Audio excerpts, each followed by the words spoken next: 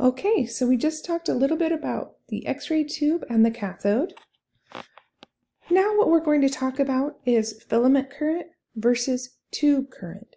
So these can easily be confused because they both involve that word current, right?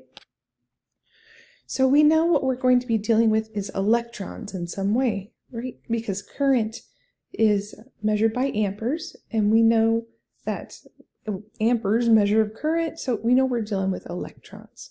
It's just a matter of where they are and what they're doing for the difference between these two.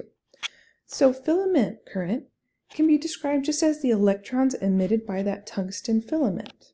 So as you recall, we have these filaments here.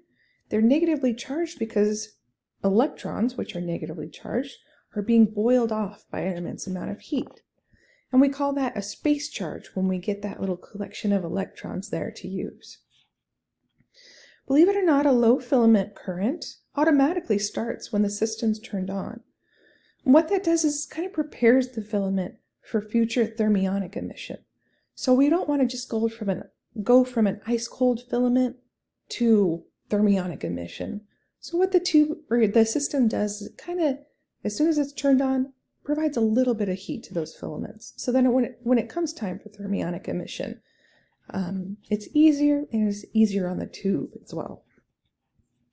So tube current then is described as now the movement of those electrons from the cathode to the anode.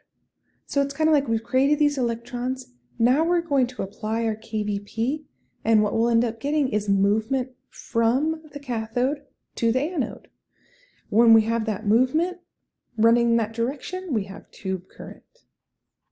And basically this is what we get when we press that button.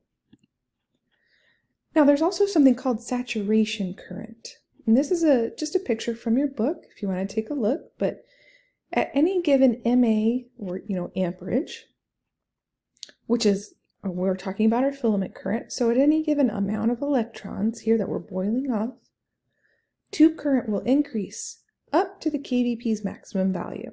So if you set 70 kVp on the operating console, 70 would be your maximum value there.